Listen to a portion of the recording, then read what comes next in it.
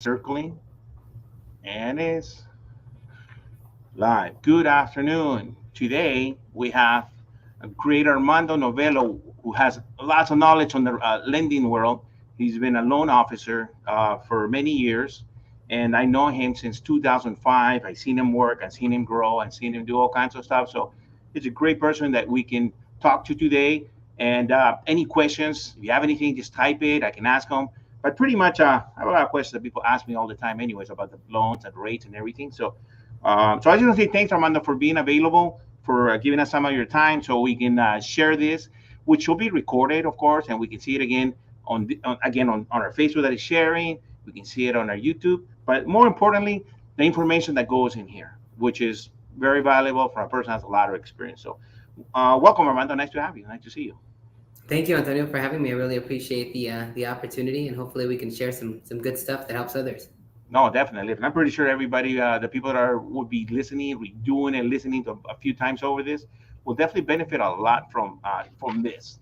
So, tell me. Well, I guess people want to know, and we'll go to other items in a moment. But tell us where we're at with now that the rates changed. To what it is right now, where the rates changing, loan requirements changing.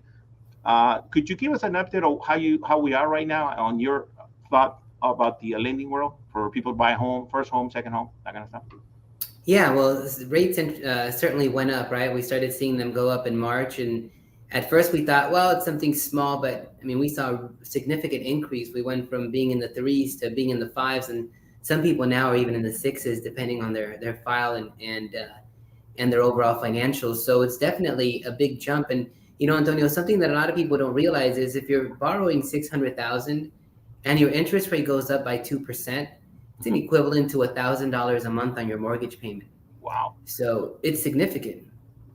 it is, but it's still better than not doing something if you can afford it, right? And because we hear that there's a lot of people that get scared because the rates went up, and we got used to, right, being at 3% for a long time, refinancing like crazy. A lot of people, and it's great. Whoever did it, hey, good for you, good for you. But things don't always stay the same, and that's with life, and certainly with real estate. You know, um, so do you see that the banks are getting tougher, or just the same? It's just the higher rates are higher as far as lending qualifications for a borrower. So as far as lending, I think, and it's going to probably get easier because Oh, I nice. think the first thing to share and kind of what you said now is that the last 3 years or the last 2.5 years have been a gift to us, right? To everybody, to those of us that are in the industry, but also all the buyers and the sellers, right? Because never in history have we seen 18% appreciation year over year. And never in history have we seen interest rates of 2.5, 2.25%. So I think what happened is we all got really spoiled in the last 2 years, and we thought that it was that it was permanent, Yeah. right? And we didn't realize it's a gift. And what's happening now is the market is normalizing. It's Yes. just going back to normal. And as it goes back to normal, people seem to be freaking out thinking that the sky is falling or that it's going to crash. But I think one thing to be mindful of is we're just going back to a normal market. It just happens to be that things are more expensive because of inflation and what we've been through in the last 3 years. Exactly. Well, as you said, 18% appreciation. I mean, that's certain homes were 100,000 every year, and it was just getting out of hand. And there's gonna be a time, right, that how the heck can people afford a house that was 700, 1.2 in a couple of years? You're not gonna pay that mortgage. That's a huge mortgage in the same neighborhood. It normalized the market, as you said. And when you got in the real estate business, Armando, we'll go back to some programs. When did you start real estate? I started doing mortgages in 2002. 2002. Did I know that you went to a great school? What made you go into the career of being a loan officer? During college, I got a job working for a mortgage broker, and quite honestly, as a 17-year-old back then, I saw the money she made, and my eyes turned into dollar signs, and it was probably not the right reason, but I've been in the business now 20 years, and I really enjoy what I do. I love being able to help people. I love being able to. We call them save deals when they're falling apart with another lender, and we take them over and close them. Um, I really enjoy what I do, and now with the way that our business has kind of flown and the team behind me, it really does allow me to be a lot more balanced in what I do and also do a great job at the same time. Okay, yeah, that's awesome. I seen you from 2005, probably before. I just maybe didn't know that you were there and I was there, but from 2005 for sure. So let's go back a little bit around that time, okay? So you started, you saw a lady, that was doing great amounts of business, and at the same time, money, of course, came with that, with great results, great services. She made good money, and you saw that what it you got your real estate license for to do mortgages, right? That was required before, real estate license, right? Yeah, back then we needed a real estate license if we worked for a broker. All right. So Yeah. you like how long did it take you to get your first loan? So it was kind of a transition for me because I was working for her and then I decided I want to start working, but it took me maybe 2 or 3 months to really figure out how to do it on my own, from working at a place where the business was given to me to having to prospect and generate my own business was a little bit of a transition. But I've learned over the years that if you give good service to the consumer, the referral partners will always follow. Right. And I always seen you at many seminars. You've been through so many, but mainly like in the beginning when I met you, I saw you at Mike Ferry seminars. You're one of the few guys that always like to sit on the front. You always paid extra to sit on the front, and I go, Amanda, man, for sure I'm gonna find you. I know where you're at every time I see a seminar, and I know that you like studying, of course, and you just apply yourself to it. Um, is that a kind of thing that you keep doing from the get go to go learn from some others besides the lady that you were seeing how she did? What kept you going to keep getting more knowledge back then? Because you were a young kid by then, I'm pretty sure, right? How old were you? Mind asking? Around that time? When I started, well, when you and I met, I was maybe 23 or 24 years old. Oh, Um, it's nice. but when I was fairly new, I went to a Mike Ferry. They used to call it a productivity school, Uh-huh. and Matthew Ferry told the crowd, if you want to be successful, find successful people and ask them to lunch, and Yes. learn from them. Um, and I walked right up to him at the break and asked him to lunch. So he went to lunch with me, and he helped me a lot, gave me some really good ideas. And through the Mike Ferry organization, I really learned, I think, a baseline for my business, if you will, Mhm. right? I learned how to do it on my own. But I Nice. think that I got to a certain place doing it on my own where it was time to grow and take it to the next level with the team. Mhm. And that's where I coach with the core now. And the core really helped me kind of take my business to that next step, Yeah. which has been really nice.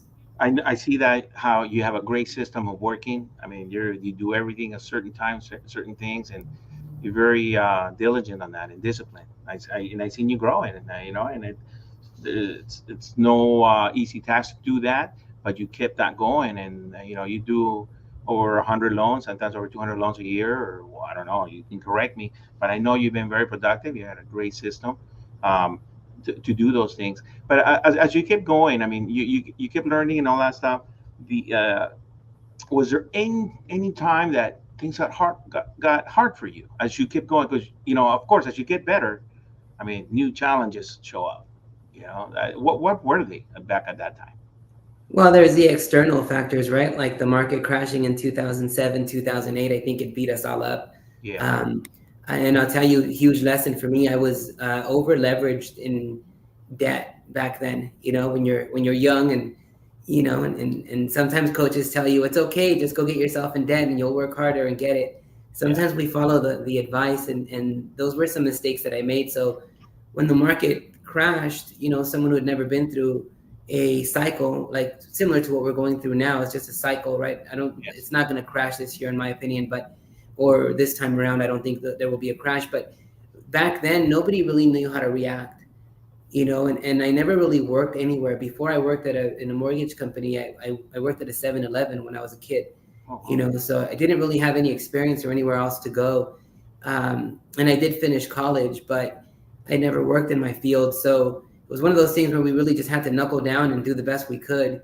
And I think that's kind of what we're seeing right now. A lot of people in our industry are beginning to, look for jobs just because the business has dried up a little bit and it's not as easy as it was a year ago or 2 years ago. So the struggles have always been there, right? It's always been. I struggle a little bit with just finding a place to work where I felt comfortable, where my clients were taken care of, where, you know, a lot of moving parts when you work for a mortgage company. So there was a lot of jumping around for me from, I would say, 2007 to about 2015 when I came to my current company, and I've been here 7 years now. And, you know, I'm pretty happy with that. But those are kind of the struggles that we've had. Um, you know, and there's always like the daily struggles with just trying to, you know, get people going and move people along as soon as possible, and, you know, shaky transactions and things like that. But I think the external factors are what have really caused an impact for most of us. Would you agree with that? I agree. I agree. And you brought a great point that 2007 hit and everything went crazy for a lot of realtors, including myself. Or we thought would never end, and we could keep selling homes left and right without any problem, just like now, or 6 months ago, 5 months ago. And we learn. We take the hits, and some people are able to come back. Some people are able to keep going, and some people don't. It's just a way of life. Some people adjust. But one of the things is that you did mention something about lately. Of course, we hear a lot of banks. I'm pretty sure people here listening would see the news or on Facebook that some banks are closing down their mortgage business, or they're shrinking down, letting people go, and many of the big things, because the business has dried up. But it's also a great opportunity for people that are always wanting to get better, like yourself, to see what's there that you can break through and keep going and adjust to it, right? To make it, because it is tough. I mean, we're in this business that we are in. I mean, we don't get a paycheck unless we service a client really well, and it ends up closing as a sale or as listing, or from your end as a refinance or a purchase. I know, right? And that kind of stuff. On that term, I know that you like education a lot. I know that you've been in seminars. Who can you tell me some of your early mentors, and if you can keep going up the ladders, who you listen to keep your mind good, and what do you do to keep the mind strong? But can you start from before who it was, so people can get an idea? Hey, I'm gonna do what Armando. That's good. Whatever you did works. All you gotta do is somebody copy it. That's all. It's just copying, like copy and duplicate. That's all. That's really success. Copy a successful person. I mean. Yeah, absolutely. Just observe and copy. So for me, it's I'm very loyal to my mentors. I don't really jump from company to company unless I feel like I'm stuck. So I work with through the Mike Ferry organization. I worked with a number of coaches. Matthew Ferry, for me, I feel like is the first person who really got me started, because I feel like he took the time on a kid that there was no benefit for him, but he really helped me. Obviously, Mike, you know, helped me grow in the business, helped change my thinking. And then numerous coaches that I had with Mike Ferry. Kathy Patulski was one that I worked with for maybe 2 or 3 years. Bill Pipes was an amazing coach for me at the Mike Ferry organization.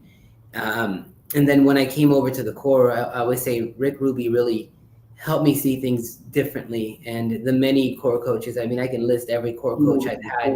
I would say Rick Ruby really helped me see things differently. And the many just a little feedback, I can list every core coach I've had. I would say. Okay. You, as I'm writing some of the names, you say Matthew Ferry, which definitely that was like really nice that you went to lunch with him right off the bat, and he's Mike Ferry's son, so he got a lot of stuff inside that brain for him. You also mentioned Kathy Potolsky, and I don't know if you knew that. I didn't know either back in the day too much, but those are the guys that were practicing already, like law of attraction, a long time ago, and I didn't even know what it was until maybe 7 years ago. That good, I paid attention, and you already hearing them. Did you catch on that? That what they were doing that? I did, but I was one of those guys where ultimately my head coach was Mike. And, Yeah. and you know, anyone who knows Mike knows that Mike did not agree with any of that. So I was loyal to the leader, and I followed Mike. And it wasn't until, you know, recently in some of the work that I've been doing with my current mentors that I've really started to zone into that. And I realized how much I could have grown if I would have hung on tighter to some of the things that Kathy and Ron, her husband, and Matthew taught me. Yes, yes. At the same time, everything comes in its right time, and you learn. You definitely got that foundation right. You got that going. That made you go to the next level as you keep climbing. So after that, you read a lot of books. I know you told me great things, by the way, everybody. He has kids that love to read books. How many kids do that nowadays? You know, like playing games, PlayStation or whatever. But I'm really proud of you that your kids see you reading. But tell us about like what you read. What how do you discipline the mind that you don't go into no pay attention to negative stuff. You know, share some of that stuff. Somebody told me early on, it was maybe a college professor, and the thought was someone when someone writes a book, they like literally pour their entire life and everything they've learned into this book. Hmm. Now I can take that book and read it in 1 week. I can get all of their life lessons in 1 week. Like, why wouldn't we do more of that? You know, and I think the difficulty is that oftentimes we get complacent with where we are and we stop growing. True. You know, and if we're not growing, we're dying. That's just our nature. We're either have to improve or just like anything else, we're gonna decay. Yeah, it's where you want to pay attention to, you know, what end. I mean, you want some quick satisfaction just to watch a movie, which is nothing wrong because I love watching movies. But if you do it too much, I mean, there's so much stuff to learn out there. We got like 24 hours, 17 hours, 15 hours, whatever that you're awake. You put a little bit on that, and the other thing I know you didn't haven't. I don't think you watch news for forever, right? And read, I mean, physically sit down and watch a nightly news. That's something I know you told me a long time ago. It's probably been 15, 20 years. I don't watch any television at all. It's just I, my life is better without it. I don't know what's going on with a war or anything unless I see it on social media. Awesome, awesome. That's great. So you keep going. What and getting back to books, what books or Audible or stuff you listen to nowadays that you know maybe we can copy you? Yeah, so I like to read books. If I like the book, I'll read it. If I like the book when I read it, I'll listen to it on Audible afterwards. Okay. Just because sometimes on Audible, while I watch the dogs or ride my bicycle, I catch something that maybe I missed in the book. So, really good book that kind of helps change our mindset on business that I really enjoyed was Built to Sell. Hmm. It's not a real estate book, but it was just one that it's a good business book for with an exit strategy. Hmm. Um, that's one that I really liked. There's my favorite book. It's not necessarily a business book, but more of a spiritual book. Is called The Surrender Experiment Uh-huh. by Michael Singer. Um, but that's really I've been focusing a lot more on my spirituality. So I've been reading books on spirituality mostly. I'm rereading right now a book called Loyalty to Your Soul that I really enjoyed. Wow, those are deep books, man. Get deeper and deeper as you keep growing. It's pretty good. Right. I like that. I like that. So Armando, so you do you have like a certain uh, routine that you do in a workday? Is there a routine that you have that helps you get your day going? Yeah, and I'll be honest, I'm not 100% consistent with it. Last night I had a late night, so this morning I got up, I don't know, super late, maybe like 6 o'clock in the morning. The alarm rings at 4:30, so I'd say 5 out of 7 days of the week I'll get up at 4:30. I usually walk the dogs in the morning, kind of get them moving. I do a little workout in the garage with my son most days. I like to meditate, so I usually take about 30 minutes to myself to meditate. I like to watch the opening bell. It's the only time we turn on the television. We have one cable box in the garage, and I like to watch the opening bell because I like to see where the market is in the mornings. But usually by like 6:32, I'm back inside ready to shower, and I like to be out of the house by 7:15. Usually in the office by 7:30. I usually journal. I check my tasks for the days. I check if there's anything that's lingering from the day before. And usually by the time the team gets in at 8:30, we're getting ready. I do a team meeting every morning with everyone on the team from 9 to 9:15. And we basically just go over anything pressing, anything that we learned yesterday or got stuck on, or anything that we need to do to improve. And then I track, we do what's called a lead tracker meeting. So we track any lead that's in the process right now, make sure that they're not falling through the cracks, that we have all their paperwork, that we're moving along, and really updating the real estate agents, right? Because the worst thing that can happen is, and it happens a lot, Antonio, I'm sure you've seen it, Oh you yeah. send a buyer to a lender and 2 weeks later you're like, hey, I never heard back. What happened to this buyer? And the lender's like, oh, I called them, but I never heard back.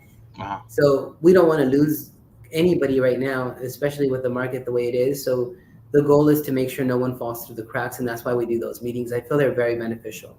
Well, I think so. You definitely nobody. The only way they don't get to you is when they just drop off. They just ghost. Ghost you, Right. and then sometimes it happens, right? They change their mind.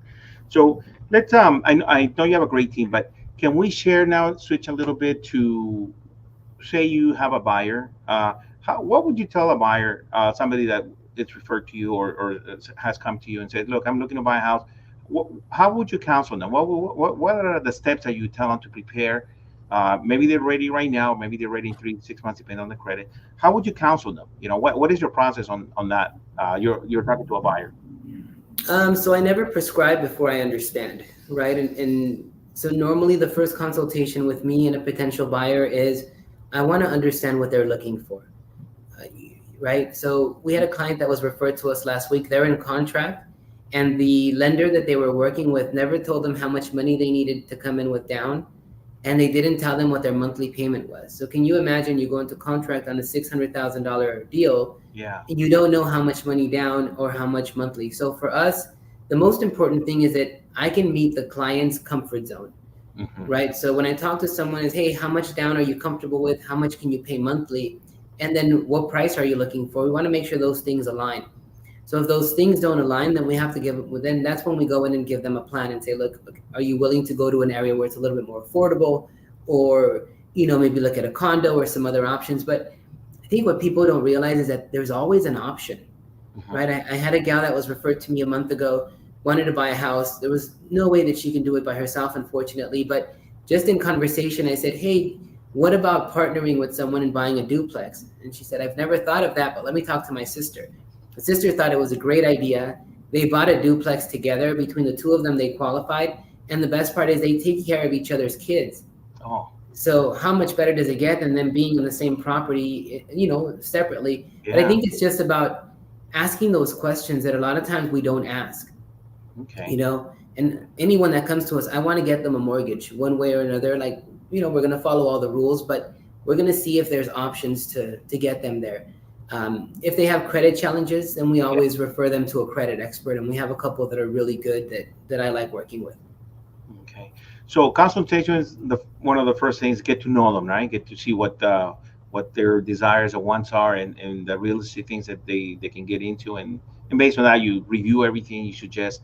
So nowadays it's a little bit different than before, right? As far as we do business, it gets easier for the buyer. As far as I know, you have a way of helping them quicker by let's say you do a consultation, right? And all the numbers sound right. They sound motivated that they want to help out with the paperwork.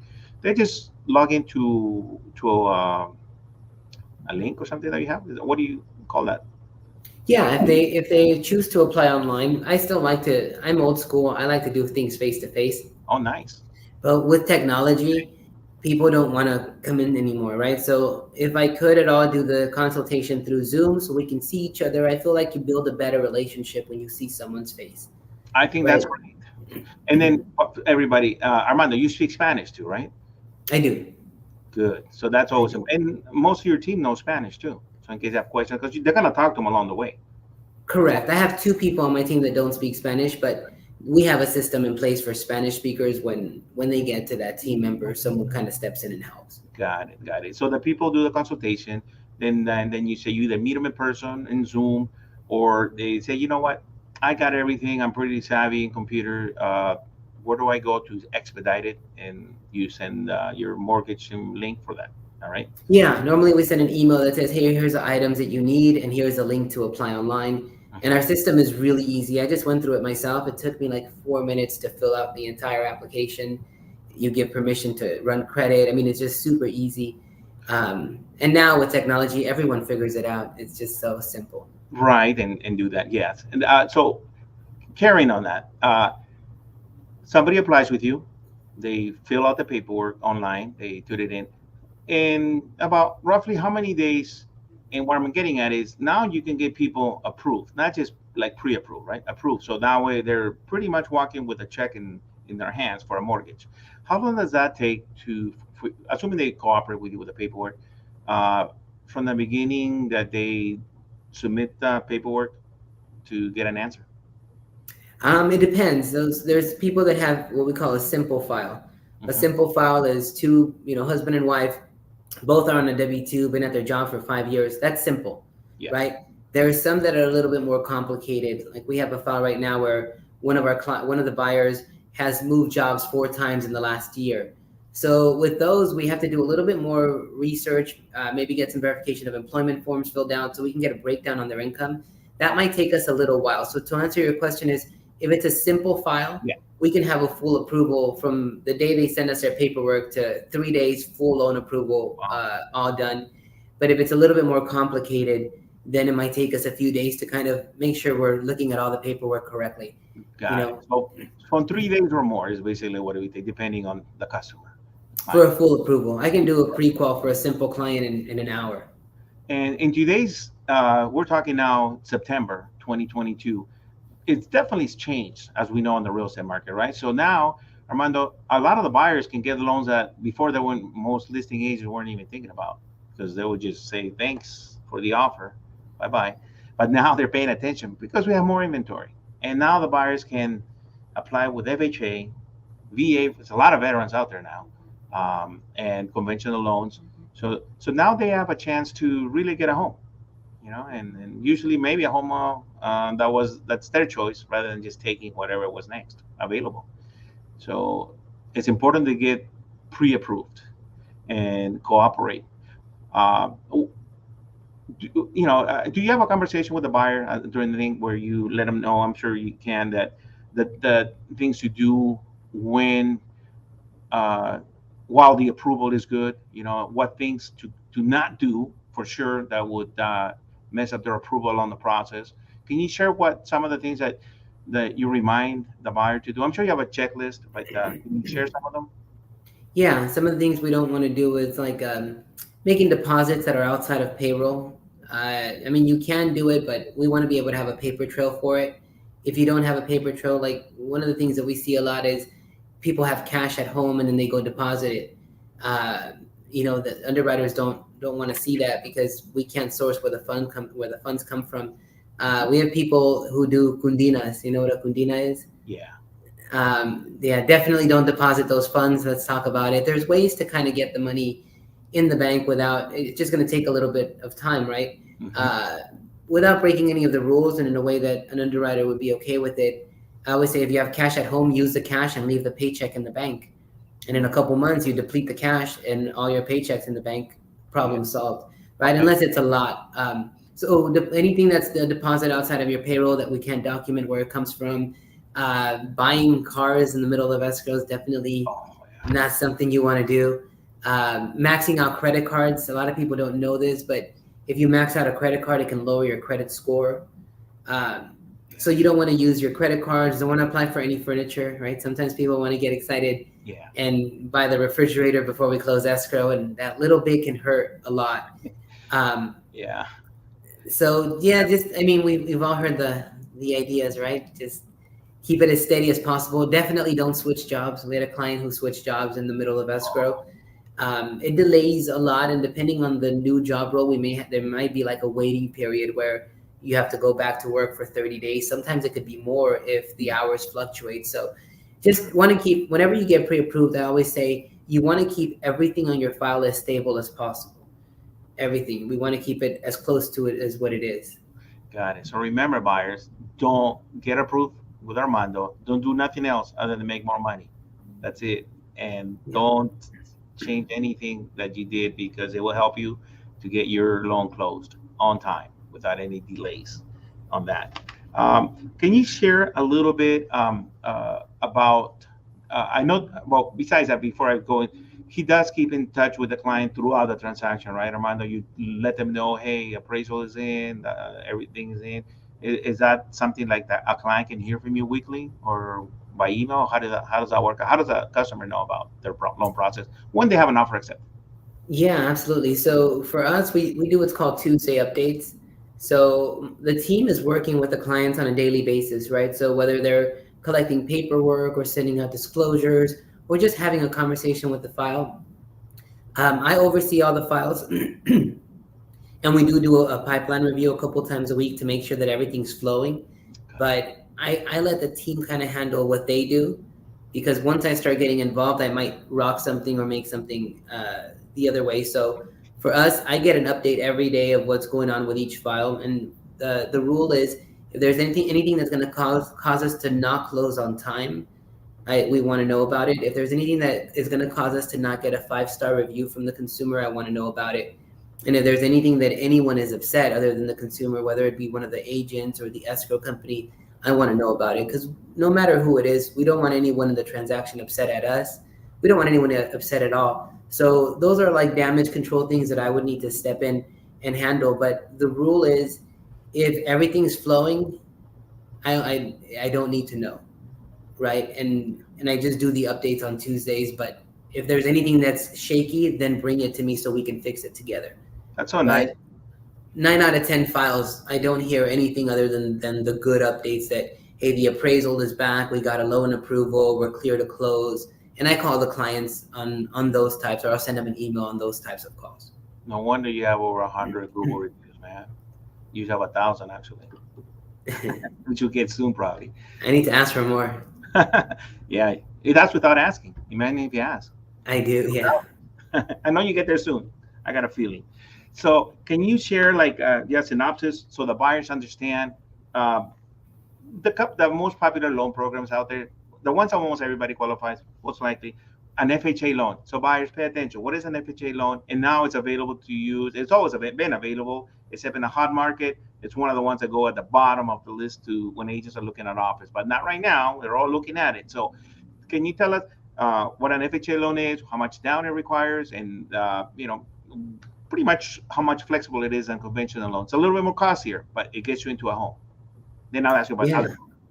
Yeah, so the FHA loan is insured by the government, right? It's insured by the FHA. Mhm. So it allows for people to come in with relatively low money down at 3.5%. But the I think the benefit of the FHA is that because it's insured by the government, the insurance is the same for everyone across the board, whether you have a credit score of 500 or a credit score of 800, right? So a lot of times when people are struggling with their credit score, it might make more sense to take an FHA loan because it's going to be cheaper on both the interest rate and the mortgage insurance compared to a conventional loan. Another thing that a lot of people don't know, and I know that real estate agents kind of have a bad uh, taste in their mouth with FHA loans, but FHA loans are actually, in my opinion, a little bit more flexible than conventional loans. It's easier to get an FHA loan than it is to get a conventional loan, in my opinion. And that's because the FHA gives us a lot more flexibility with lower credit scores, but also higher debt to income ratios, right? So right now, when payments are higher, it becomes a little bit harder to qualify. Yes. But if you're having difficulties qualifying, you might have a better opportunity on an FHA loan compared to a conventional loan. Got it. And FHA is 3.5% of the sales price, basically. That's the minimum, but I've seen people do 5% down, 10% down, and you get an improvement on the mortgage insurance if you come in with 5% down or more. Okay, so keep that in mind. I know many of you ask who want to know what FHA is. That's a great program. Definitely gets you into a home, and then depends on the county, the loan limits, but which you can share that to them as they ask you where they want to buy. Yeah, and another caveat, Antonio, that I think a lot of people don't know about FHA loans. Oftentimes people think that FHA loans are only for first-time home buyers, but that's actually not true.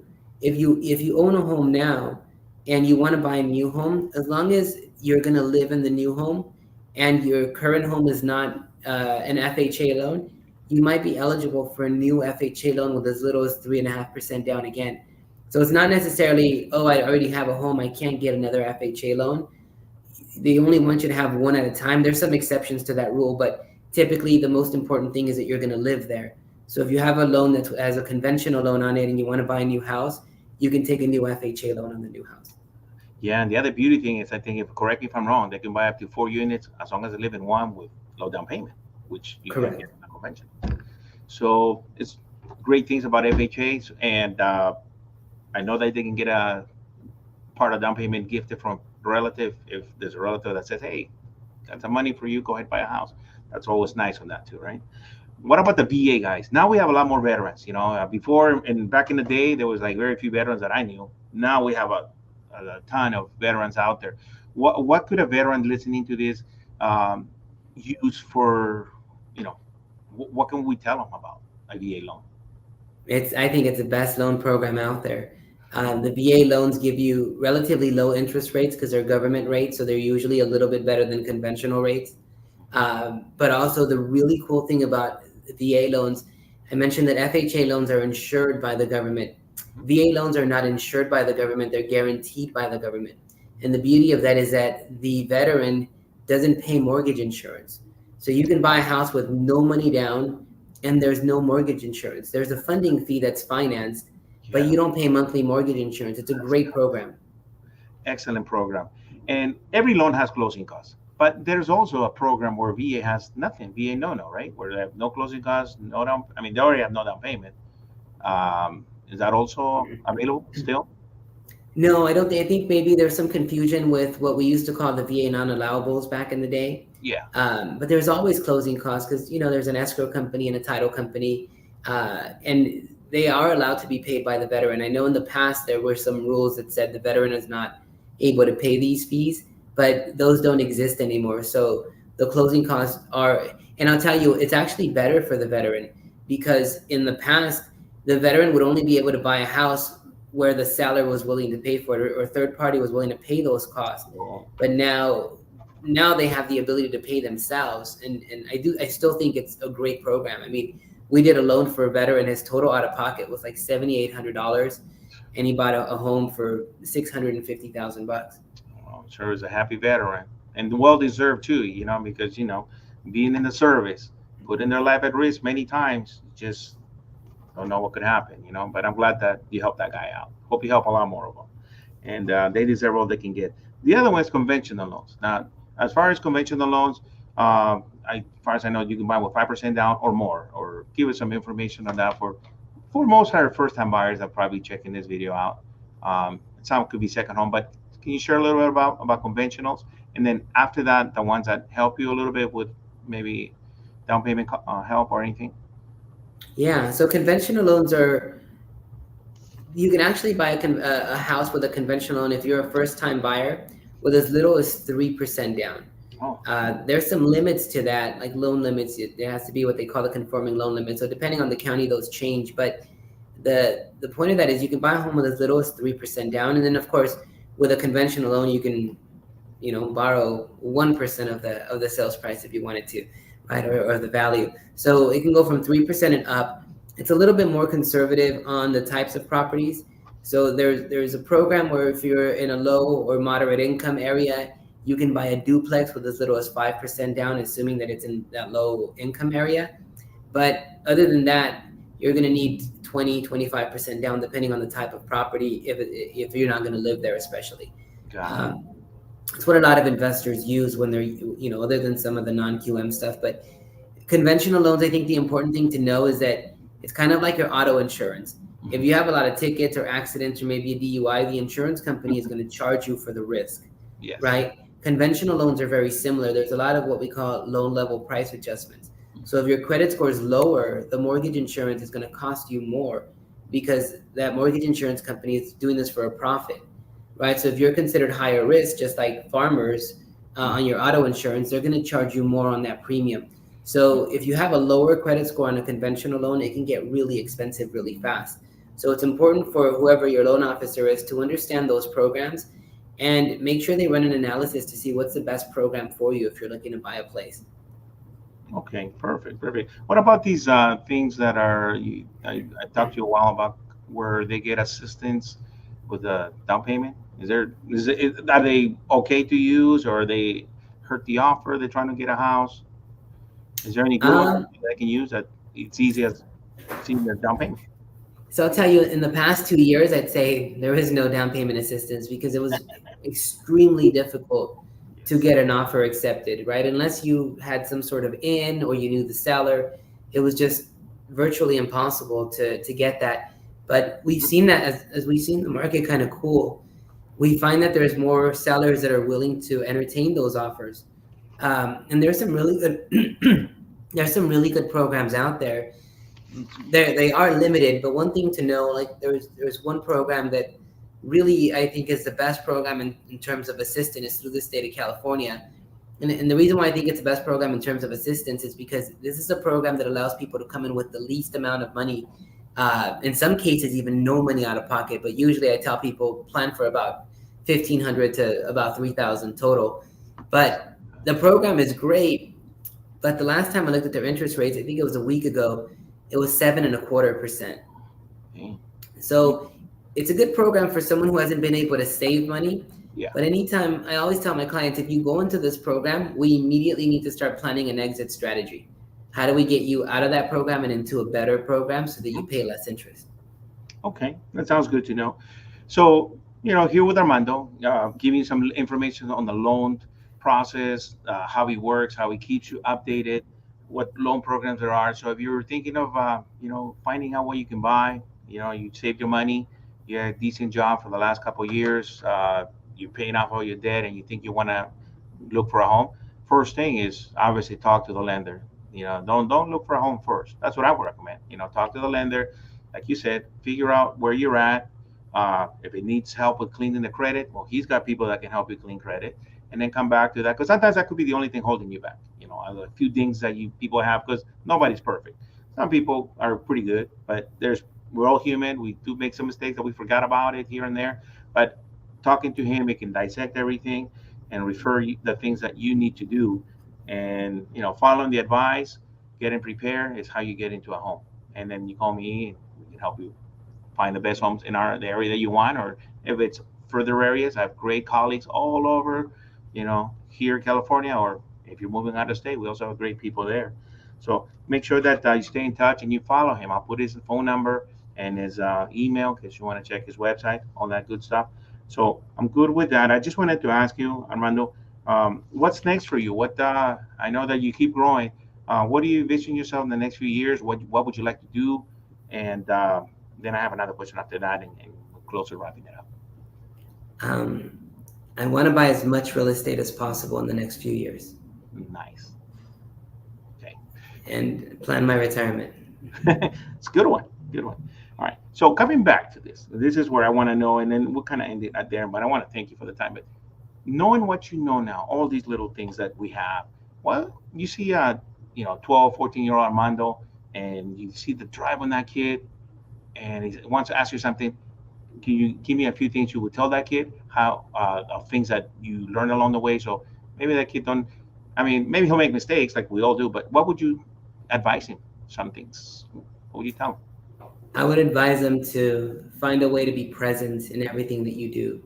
I think too many times we live in a state of autopilot, if you will, right? And if you think of just the drive to work, Yeah. you don't remember if you stopped at the light, if you made the turn on time, if you cut anyone off. Like we live in this world of autopilot when we do mundane tasks, but I feel that sometimes we fall into that when we're doing important things and we don't appreciate the moment. So that would be the advice I would give myself as a 14-year-old is focus on the present, figure out a way to get there, and save money. Don't buy stupid things. Good advice. Good advice. And that's a good kid. He'll go a long way. And I'm sure after that, he'll keep wanting to learn more because of what you told him. That will lead him to more things. So I want to thank you for your time, Armando. You've been gracious with it.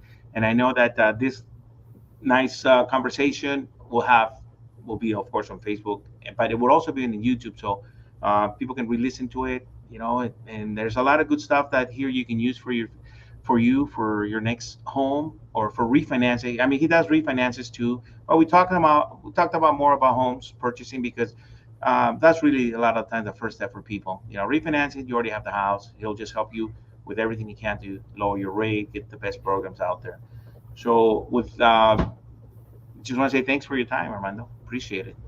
Yeah, thank you for having me, Anthony. I really appreciate the opportunity and anything that I can do to support you or anybody listening to this, I'm happy to. Yeah, and I'll put his phone number there. You guys can talk to him and get in touch with him. And remember, he speaks Spanish, his staff speaks Spanish, and other languages. So whatever, you can help. He can help you. Take care, everybody. Thank you.